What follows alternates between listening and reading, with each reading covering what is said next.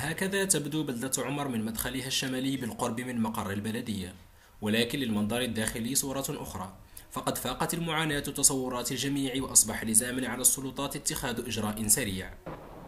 هذه الحفرة مثلا، فعوض أن تسويها البلدية فقد قامت بوضع إشارة قف.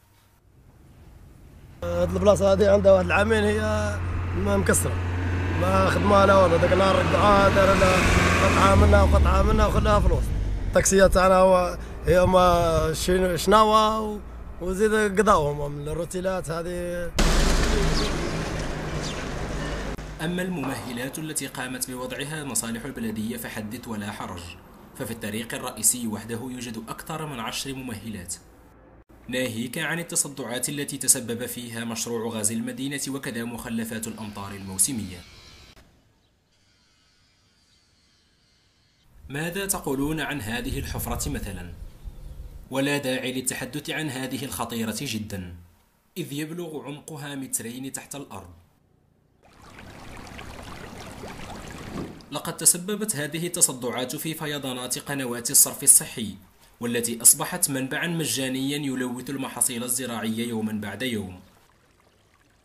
ماذا بينا الطريق هذه رانا مضرورين منها بزاف، اللي فات راه مضرور ومول الفلاحة راهم مضرورين، الشعب كاع راه مضرور. ماذا بينا يسقموها، يديروا أي إجراء ولا يديروا أي اقتراح، المهم ماذا بينا تسقم الطريق. يعني عندها مدة كبيرة وطريق يعني راكم تشوفوا، والخدمة تاع المقاول اللي خدمها ما كانش سنتيمتر واحد يعني، والمسؤولين كل راهم يفوتوا على هنا. نطلبوا من رئيس المجلس الشعبي البلدي والوالي أن يتكفل بهذا المشكل، راه في حوالي 21 يوم 3 سمانات وحنا نعانوا بهذا المشكل. ويبقى السؤال مطروحا: متى يتحرك المسؤولون تجاه هذه القضية المصيرية؟ أم أن راحة الكراسي أنستهم معاناة المواطنين المغلوب على أمرهم؟ من بلدة عمر حدثكم محسن غطاس.